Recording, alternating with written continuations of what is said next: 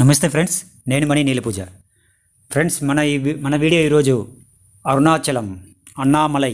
Okay friends, నిన్న అనగా 22 శనివారము నైట్ 9 గంటలకు భువనగిరిపల్లి నుంచి బస్సు బయలుదేరింది. ఈ బస్సు వేసిన వారు బండ్ల వెంకట నరసమ్మ గారు. వారి ఆధ్వర్యంలో ఈ యొక్క ప్రయాణం అరుణాచలానికి జరుగుతున్నది. సో చాలామంది దాకా వెళ్ళాము, అంటే బస్సు నుండి నిండాలి కదా. తెల్లవారుజామున అరుణాచలంలో ఎర్లీ మార్నింగ్ 4:10, 4:30లో దిగేసాం. సో అక్కడి నుంచి అంటే గాంధీ పార్క్ అంటారంట దాన్ని. ఈ గాంధీ పార్క్లో ఈ యొక్క టూరిస్ట్ టాయిలెట్స్ అని ఇక్కడ ఆపుతారనమాట అంతా.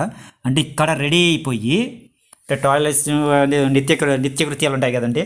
ఆ నిత్యకృత్యాలు ఇక్కడ తెరుచుకొని గుడికి వెళ్ళాలి. అంటే గుడి ప్రదక్షిణ చేసే వాళ్ళు కానీ డైరెక్ట్గా దర్శనానికి వెళ్ళే వాళ్ళు కానీ తర్వాత ఇక్కడికి దిగిన తర్వాత అక్కడికి వెళ్ళాలి. డైరెక్ట్గా అక్కడ వెళ్తే ఉండవు అనమాట. సో అదే విధంగా మనం ఇక్కడ ఫ్రెష్ అప్ అవ్వాలంటే టాయిలెట్స్కు ఒక మనిషికి 30 రూపీస్ తీసుకుంటారు. చాలా మేలే. లేదు ఇక్కడ మనకు అనుకూలంగా లేదు అంటే కొంచెం దూరంలో 100 రూపీస్ అంట ఒక రూమ్ ఇస్తారు. దాంట్లో మనం ఫ్రెష్ అప్ అయితే రావచ్చు. దాని పక్కనే ఆటోలో వెళ్తే ఒక 20 రూపీస్ 40 రూపీస్ తీసుకుంటారు మనిషికి. లేడీస్ అయినా జెంట్స్ అయినా సపరేట్గా ఉంటాయి. సో ఇక్కడ నెక్స్ట్ ప్లాన్ ఏంటంటే ఇక్కడి నుంచి దర్శనం అయిపోయిన తర్వాత వేరే టెంపుల్స్ ఏమన్నా ఉంటే టైం ఉంటే చూద్దాంలే అన్నారు వారు. సో ఆ టైం ఉందో లేదు తర్వాత విషయము. మీరు చూస్తున్నారు కదా, ఇదేనమాట. ఇందాక చూసిన జనాభా అంతా మా వాళ్ళే. సో ఇలా ప్రయాణం మొదలయ్యి ఆ నైట్ అక్కడ దిగాము.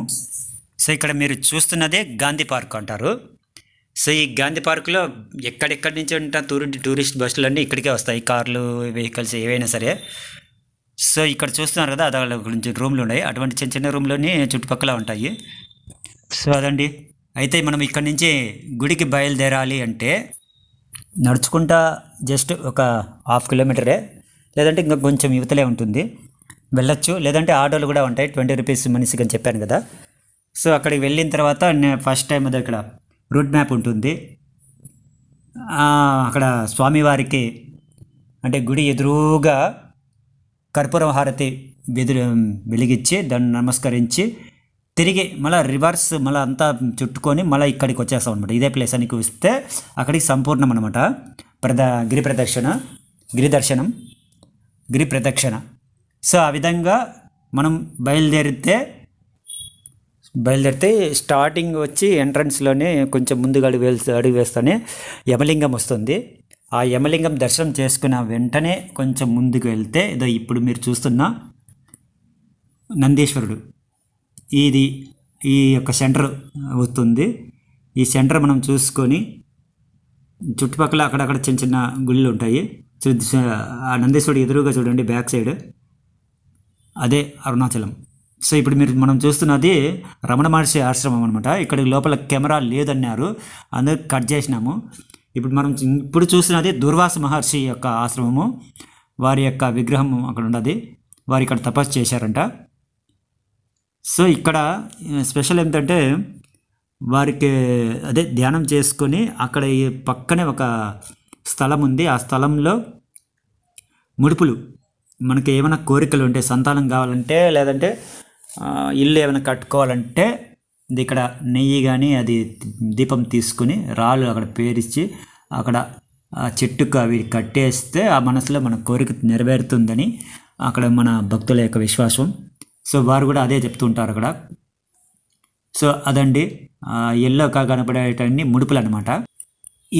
ఈ ముడుపుల కట్టేసుకొని వారికి బాధలు అంతవరకు జస్ట్ అయిపోతాయి.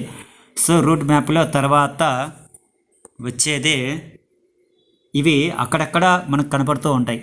అంటే మనకు రూట్ తెలియడానికి మనకు ఒక వే అంటూ ఇస్తారు. ఈ రూట్ మ్యాప్లోంచి మనం చక్కగా వెళ్ళాలంటే దీన్ని ఫాలో అయితే సరిపోతుంది.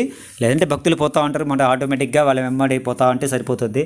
లేదు కొంచెం ఏదైనా మిస్ అయినాము అంటే ఆటో వాళ్ళని, లోకల్గా ఉండే ఆటో వాళ్ళని అడిగితే చెప్తారు. సో ఈ విధంగా యమలింగంతో మొదలైన మన ప్రయాణం నైరుతి భాగంలో నైరుతి లింగం ఉంటుంది. నైరుతి లింగం తర్వాత వరుణలింగం, తర్వాత వాయులింగం, తర్వాత అగ్నిలింగం తర్వాత వచ్చేది తర్వాత సూర్యలింగం అనమాట. అంటే ఇవన్నిటికి ప్రాసెస్ మనం జరిగేది ఎంత అంటే 14 కిలోమీటర్లు. ఈ గిరి ప్రదక్షిణ చేయాలంటే 14 కిలోమీటర్లు. సో సూర్యలింగం తర్వాత చంద్రలింగం తర్వాత కుబేరలింగం, ఈ కుబేరలింగం తరువాత మోక్ష మార్గం అంటే అక్కడే ఉంటుంది జస్ట్ కొద్దిగా. ఆ మోక్ష మార్గం ఆపోజిట్లో కొండ కింద భాగంలో ఉంటుంది. సో నేనైతే వెళ్ళాను, ఎటువంటి డోకా లేదు. నాతో పాటు చాలామంది మన వాళ్ళంతా అందరం ఈజీగా దూరేసి వెళ్ళే విషయం ఎవరికి కానీ బయట వాళ్ళు కూడా ఎవరో చాలామంది వచ్చారు భక్తులు కదా, వాళ్ళు కూడా చాలా ఎటువంటి ఇబ్బందులు ఏమి పడలేదు, సాఫీగా దూరేసి వచ్చేసాము. సో ఈ మార్గ మధ్యంలో అవే కాకుండా ఇంకా గట్టిగా ఏంటి ఇప్పుడు మనం చూస్తున్నాం కదా శిల్పాలు, ఈ శిల్పాలు చెక్కేటటువంటి కేంద్రాలు ఒక 4-5 ఉన్నాయి. సో ఇది ఆ శిల్పంలో పెద్ద పాదం ఒకటి పెట్టినారు ఇక్కడ. అది అక్కడ ఉండే ఎవరు మహర్షి పాదంగా అన్నట్టుగా వాళ్ళు చెప్తున్నారు. అక్కడ అంత పెద్ద పాదం తయారు చేసినట్టే ఉంది. సో అక్కడికి భక్తులు వెళ్ళి దర్శనం చేసుకుని వస్తూ ఉంటారు. సో దారిలో అటువంటి ఇంకా గుళ్ళు గోపురాలు చాలా ఉంటాయి, అమ్మవారి గుళ్ళు, చిన్న చిన్న గుళ్ళు ఇంకా ఉంటాయి. మెయిన్గా 8 లింగాలు, ఈ 8 లింగాలు మనం దర్శనం చేసుకొని అందులో భాగంగా శ్రీ రమణ మహర్షి కంపల్సరీ వెళ్ళవలసిన ప్రదేశం అది. మీరైతే అది మాత్రం మర్చిపోకుండా వెళ్ళేసి అక్కడ అభిషేకం మేము చూపిపోయినప్పుడు అభిషేకం జరుగుతూ ఉండింది. అద్భుతం, మా అదృష్టము. మొత్తం పాలాభిషేకం, నెయ్యాభిషేకం, తేనాభిషేకం, వరుసగా అన్ని అభిషేకాలు చూసుకొని మేము మళ్ళీ బయలుదేరినాం. అట్లే చాలామంది విదేశీయులు అక్కడ ధ్యానముద్రలో ఉన్నారు. వాళ్ళ భక్తిని చూస్తే వాళ్ళ భక్తి ముందు మన భక్తి ఎంత అనేట్టుగా అనిపిస్తుంది. సో ఆ విధంగా ఉన్నారు వాళ్ళు. లోపలికి కెమెరా అలౌ లేదు కాబట్టి చూపించలేము. సో అదేవిధంగా మనం ఇంకా నెక్స్ట్ దారిలో చంద్రలింగం కనబడుతుంది. చాలా వరకు వీడియోలు అన్నీ చూపించలేకపోతున్నాను, మెయిన్గా ఉన్నట్టు మాత్రమే చూపించగలిగాము. ఎందుకంటే కొన్ని ఇబ్బందులు వచ్చేసాయి. ఇప్పుడు మనం పోయి చూసేదే మోక్ష మార్గం. ఇప్పుడు ఇక్కడికి వచ్చాం కదా, అంతా తిరుక్కొని నెక్స్ట్ అంతా మోక్ష మార్గంలో అదో భక్తులు చూడండి చాలామంది ఉన్నారు. ఎప్పటికీ మేలే అనిపిస్తుంది మనం, ఎందుకంటే కార్తీక పౌర్ణమి అనేటటువంటి ముఖ్యమైన రోజుల్లో మనం వెళ్ళలేదు కదా, నార్మల్గా ఉండే రోజులు మనం వెళ్తున్నాము కాబట్టి అప్పటికే ఈ జనాభా అక్కడ గుమికూడి ఉన్నారు. సో ఒక మనిషిని అడిగితే మేము 1 గంటన్నర నుంచి ఇక్కడే ఉన్నామండి. ఇలా భక్తులు మేము పోయే కొద్దీ ఎక్కువే ఉంటారు, పాదాచారులు ఉంటారు కదా ఎక్కువగా గిరి ప్రదక్షిణ చేసేవాళ్ళు. సో ఆ బ్యాచ్లో మా బ్యాచ్ కూడా ఒకటి దూరింది. అంటే ఇక్కడే సమయం మాకు ఒక 2 గంటలు పట్టింది. ఎంత ఇదో అంటే నమ్మకం అనమాట. ఈ మోక్ష మార్గం గుండా వెళితే మా రోగాలన్నీ నయమవుతాయి, మా కష్టాలన్నీ తీరిపోతాయి, మాకు ఇల్లులు కట్టుకునే ఏమైనా ఇబ్బందులు ఉంటే అవన్నీ తీరిపోతాయి. ఇలాంటి ఒక నమ్మకంతో అక్కడ మన వాళ్ళందరూ అక్కడ ఎంత కష్టమైనా సరే ఎంత ఓపికగా అక్కడ నిలబడి మెల్లగా వెళ్ళి చిన్నపిల్లల నుంచి పెద్దవాళ్ళు వరకు అందులో ప్రవేశించి బయటకు వస్తారు. బయటకు వచ్చిన వెంటనే వాళ్ళకి ఒక ఆనందం అనమాట. ఒక గృహలోంచి ఏదో భయంకరంగా బయటకు వచ్చినామన్నట్టు ఆ ఫీలింగ్. ఆ ఎదురుగానే నందీశ్వరుడు ఉంటాడు, వారికి ప్రదర్శన దండం పెట్టుకొని నమస్కరించుకొని వచ్చేస్తాం. చాలామంది అయితే లోపల పోయినప్పుడు కొంచెం భయపడతారు, లోపల నుంచి బయటకు వస్తానే సంతోషం వెల్లివిరుస్తుంది. ఆ విధంగా ముడుచుకున్న తామర పువ్వు సూర్యుడి కిరణాలు ఎలా పడతాయో ఆ విధంగా వెంటనే దాంట్లోంచి బయటకు వస్తాను. సూర్యకిరణం పడిన వెంటనే విచ్చుకున్నట్టుగా మన మనసులు, మన ముఖారవిందంలో స్మైల్ చూస్తాం చూడండి, ఆనందము అద్భుతం అనమాట. బయటకు వస్తేనే నందీశ్వరుని దండం పెట్టుకొని వెళ్తూ ఉంటాం. వాళ్ళ ఉంటారు కదా ఫ్రెండ్స్, బంధువులు, వాడు బయటకు వస్తేనే చూసి నవ్వుకుంటారు. వాళ్ళని చూస్తే మనం కూడా ఒక విధమైన ఫీలింగ్స్తో నవ్వుకుంటాం. చాలా ఆనందం ఇస్తుంది. కష్టాలైతే తీరిపోతాయి అనేది చాలా నమ్మకంగా చెప్తున్నారు చాలామంది. అక్కడ మోక్ష మార్గం అనేది ఇంకా అరుణాచలంకి వెళ్తే కంపల్సరీ వెళ్ళి రావాలి అనే విధంగా ఏర్పడిపోయింది. సో ఇక్కడ నుంచి ఈ ప్రదక్షిణ ఇవన్నీ చేసుకొని వెళ్తే అంటే స్వామివారి దర్శనం ఫస్ట్, సెకండ్ గిరి ప్రదక్షిణ, థర్డ్ వచ్చి మోక్ష మార్గం. ఇంకా మిగతావన్నీ అక్కడ 8 లింగాలు ఉన్నాయి కదా, అష్టలింగాలు అంటారు, అవి వాటిని దర్శనం చేసుకోవాలన్నమాట. ఇప్పటికి చూడండి ఎంతమంది ఉన్నారు. లేడీస్ చూడండి, జెంట్స్ కానీ లేడీస్ ఎక్కువ ఉన్నారు బాగా. సో ఇక్కడి నుంచి మనం ఇంకా ప్రదక్షిణ అదే మోక్ష మార్గం గుండా వెళ్ళి వచ్చిన తర్వాత దారిలో కొంచెం అటు పక్కకు వెళ్తానే భోజనాలు పెడుతున్నారు ఎవరు దాన ప్రభువులు. సో అందరూ అక్కడ పోయి భోజనాలు తిన్నారు. తినేవాళ్ళు తిన్నారు, లేని అదే కొందరు వద్దు అనుకునే వాళ్ళు పక్కన హోటళ్ళల్లో తింటున్నారు, కొందరు తెచ్చుకునే వాళ్ళు తెచ్చుకొని పక్కన పెట్టుకొని తింటున్నారు. అయితే ఓపిక్గా చాలామంది అయితే అదే మోక్ష మార్గం గుండా ప్రవేశించి వచ్చేసారు బయటికి. సో ఈ విధంగా మోక్ష మార్గం గురించి చెప్పాలంటే ఇదనమాట మెయిన్. మన నమ్మకమే మనల్ని బయటికి తీసుకొస్తుంది, మన నమ్మకమే మనల్ని గెలిపిస్తుంది. కాన్సెప్ట్ మొత్తం ఇదే అనమాట. మోక్ష మార్గం గుండా వెళ్ళాల్సిన కాన్సెప్ట్ ఇది. భక్తి, నమ్మకం రెండు ఆధారమే. అది బ్రదర్.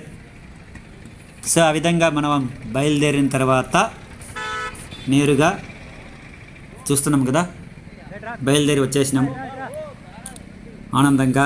ఇక మనం ఇప్పుడు మనం బస్ స్టాండ్ వస్తుందంట.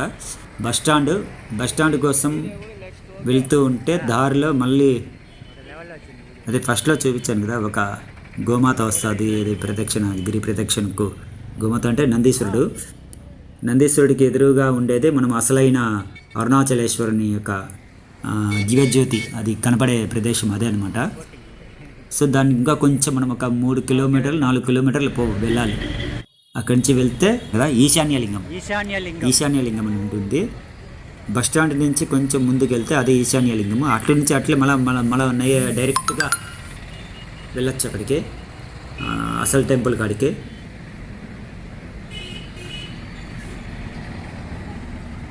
అంతే ఇంకా స్ట్రైట్ అయిపోతే వచ్చేస్తా. అదే ఈశాన్యలింగం తీసేసుకోవడం.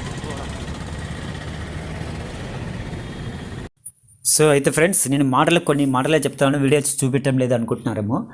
8 లింగాలను మనం చూడాలనుకుంటే అది డైరెక్ట్గా అక్కడ కెమెరా వీడియో అదే అలవన్ లేదు, అందువల్ల ఎంట్రన్స్ మాత్రమే చూపించాల్సి వచ్చింది. అందువల్ల కొన్ని వీడియోలు కూడా తీయలేదు ఆ యొక్క ఇదితో. అందులో ఒక చిన్న ఇన్సిడెంట్ జరిగిందిలేండి, అది కొంచెం మనసు ఇదేవింది. ఓకే, దాని తర్వాత ఇప్పుడు మనం నైట్కి అది అక్కడ దర్శనం చేసుకొని స్వామివారిని ఎక్కడైతే ప్రదక్షిణ స్టార్ట్ చేసామో అక్కడికే వెళ్ళి ప్రదక్షిణ చేసుకొని సమర్పణ చేసి కర్పూర హారతితో. సో అక్కడి నుంచి దర్శనానికి వెళ్ళాము. దర్శనం 3 గంటలు పట్టింది, 3 గంటలు 4 గంటలు పట్టింది. సో జనాభా అయితే క్రౌడ్ బాబా భరించలేము. నడిచి మళ్ళా వెళ్ళి దర్శనం చేసుకొని మళ్ళా క్యూలో నిలబడి చాలా టైర్డ్ అయిపోయింది. ఆ టైర్డ్తో వచ్చిన వెంటనే అందరం బస్సు ఎక్కి ఇంకా భోజనాలు అన్నీ చేసుకొని నిద్రపోయినాం. ఓకే ఫ్రెండ్స్, చూశారు కదా, మీకు నచ్చితే like, share, comment and subscribe. Please support ఇవ్వండి ఫ్రెండ్స్. కొన్ని ప్రయాణాలన్నీ రద్దు అయిపోయినాయి, డైరెక్ట్గా రాజంపేటకు బయలుదేరినాము. అది ఫ్రెండ్స్, వెల్కమ్.